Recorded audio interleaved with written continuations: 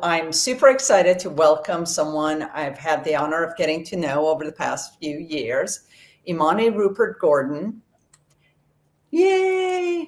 Imani is the president of the National Center for LGBTQ Rights, one of the most influential LGBTQ civil rights organizations in the country. Before joining NCLR, she served as executive director of Affinity Community Services in Chicago, a social justice organization serving the Black LGBTQ community. With a background in social work, education, and nonprofit leadership, she has been a powerful voice for intersectional justice, always centering women, people of color, and marginalized communities. Beyond her impressive resume, she's someone who leads with clarity, compassion, and a sense of humor. And I am super thrilled to be in conversation with you today. So thank you, thank you. I'm going to jump right on in because we have a short amount of time.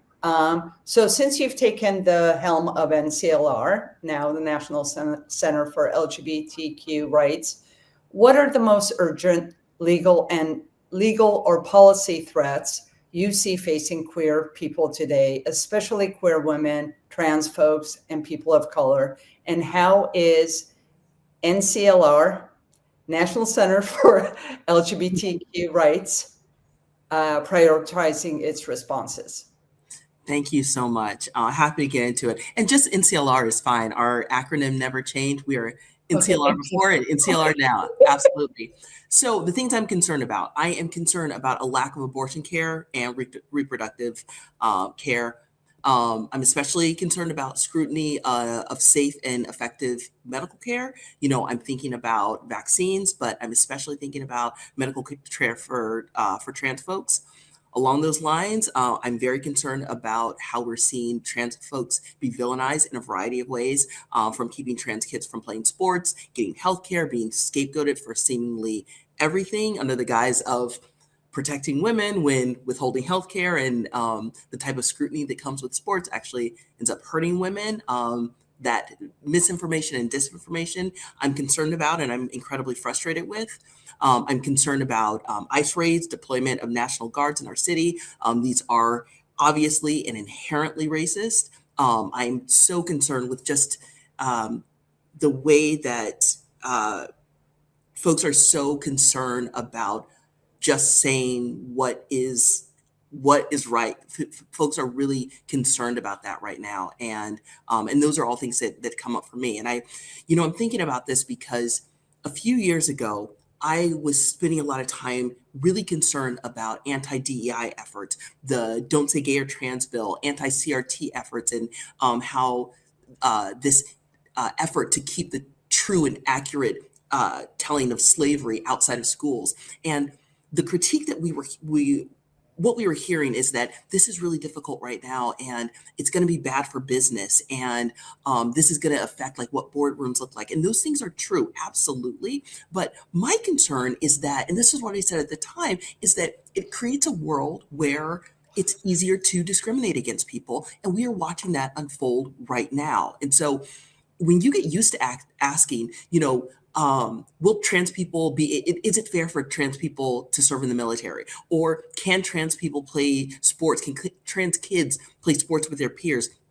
Or can trans people even be celebrated or even mentioned in schools like everyone else?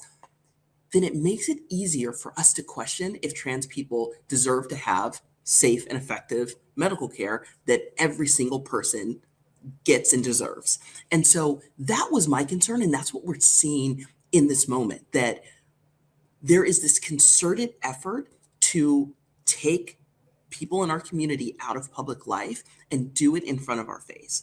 And so what NCLR is doing is really getting out in this early. And so we were the first to challenge the first anti-LGBTQ executive order from this administration, which was the trans military ban. This last week, we filed a challenge to TRICARE, which is the insurance that service members' families get, and this exclusion now prohibits trans kids from receiving health care they need. We take these cases because this is exactly what you do to marginalize people, to find little ways where it says, it isn't okay for you to do this. And we see it in a variety of ways. We saw it with, throughout civil rights, this is what you do to discriminate against people. And we know that the government is the largest employer in the United States. So this is an issue of economic justice. It's an issue of healthcare and general fairness. And like I mentioned, it helps socialize people to this idea that some people don't deserve full access. And so that is how we are spending the majority of our time. We have a list of cases. I know we have a lot to go, but know that we're out here protecting our community. And if we have time, I'm happy to go through some of our cases. I love that. No, and there are so many crucial cases, but yes, we are in limited time. So next question, you come from social work and grassroots leadership with a strong commitment to intersectionality. How do you turn that commitment into concrete strategies at NCLR, both in litigation, policy, public policy, and in supporting communities often left out of the narrative? I love this question. Intersectionality had become such a buzzword for so much, for the last 10 years or so. And what it actually means is understanding what we're doing and what we mean by intersectionality. And it's not just an understanding that we all have multiple underrepresented identities. It really is that there are systems in place that make it harder for some people to live their lives. And during a time when we see so much misinformation and disinformation, it's important to call that out clearly. Kimberly Crenshaw coined the term intersectionality, and it's not like just a random idea. It comes specifically from a case where someone sued her employer because she was discriminated against because she was both Black and a woman. And what ended up happening is the employment protections didn't help her because they were set up in such a way where it was really only to support someone that experienced discrimination because of one thing, because they were Black or because they were a woman, but not because someone was a Black woman. And that didn't actually change in California, at least until January of 2025 of this year. So that's what we're talking about. But this is an example of how the most underrepresented folks are often left out and will fall through the cracks if we aren't careful. And so knowing this, NCLR is really strategic in how we decide to take cases. And so we want to make sure that the cases that we take are going to protect everyone. And that is especially true of people of color, low income folks, people with disabilities, folks that have immigrated to this country. And being really thoughtful about that because these are the communities that are so often left out. And so not only do we think about that before, but after we've done our work, we really start to think about, okay, who is actually tangibly benefiting from what we've just done? And then that too becomes part of our calculus for how we take on future cases and how we think about what's next. And so we want to ensure that we're helping our entire community. So being really thoughtful about that, but also not just one and done, but really continuing to think about it. Love that. And said so succinctly. So in times of backlash or political polarization, what gives you hope? And I think this is really important. What do you see as the most effective ways for community resilience? How can people outside legal or policy spheres support or amplify those efforts, like regular folk? Absolutely. There is so much that people can do, and I see so much hope.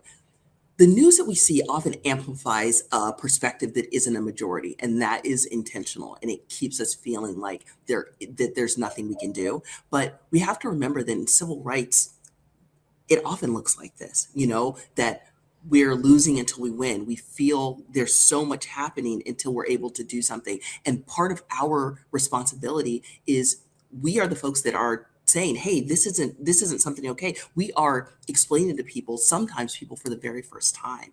And so I've been so incredibly inspired by people that are speaking out when it's really, really hard to do. That kind of bravery is incredibly inspiring. But I also think it's important for people to get out and vote too. I think we're starting to think about that right now, but people are thinking about who they want to represent them, to vote with your whole chest and support candidates that support you and support your values. This is an incredibly powerful tool that we have at our disposal. And I know that this is a very personal decision. There are people that are not excited about national elections or not excited about the top of a ticket. But we have to remember too that local elections hold so much power, and these are often decided by, you know, 100 votes, a couple hundred votes, sometimes a handful of votes. These are things that we can make a difference with in our community, in our on our social media pages. These are ways that we're actually able to make an enormous difference. So your advocacy here can really change the way that things happen. And so at this, when we look at a local level, we're able to make a lot of change where at a national level, things are often so polarized that we are talking about party lines. But at local levels, we're talking about what's happening in our neighborhoods. We are talking about what is keeping kids in school safe. We're talking about making resources more accessible to the people that we actually know around us. There's so much that can be done at that level. And I think about this because, I mentioned earlier the Don't Say Gay or Trans laws that we talked about a couple of years ago. And, the Florida case was one of NCLR's cases. And I remember thinking about that. We got this historic settlement that provides protections for students and for teachers. It was a really great settlement. But, I remember during that time thinking a lot, what if our advocacy before this was, thinking about who's on school boards, who is making policy about our curriculum, who's on the library boards, who's deciding what types of books are banned and what's allowed. What if we were using that sort of advocacy and then having strategic litigation when there was nothing else, so that we only have to fight when we have to fight, and using some different strategies there. So I think there's a lot of things that people can do, but that is definitely my favorite one. I love that. I love that. And I want to hear more about that, which I think will ultimately lead to a bigger interview, because I think that is fascinating and inspiring in that we can do something. So we're not just, watching and seeing if, but on a community level, we could do something, Absolutely. which can then be amplified or executed on a national level. So Absolutely. paying close attention to that. I think we only have room for one more.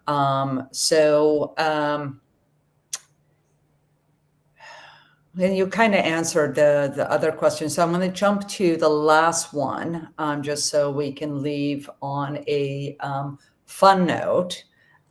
So if queer justice was a soundtrack, what song would you want playing as people march forward, and maybe one that always lifts you when you need a boost? I love that question. I think I would sort of. I think I would first go to like lyrics, but honestly, I think this would be a question about vibes. And I'm a huge WNBA fan, and our local team is the Golden State Valkyries. So send some Valkyries. love to the Valkyries.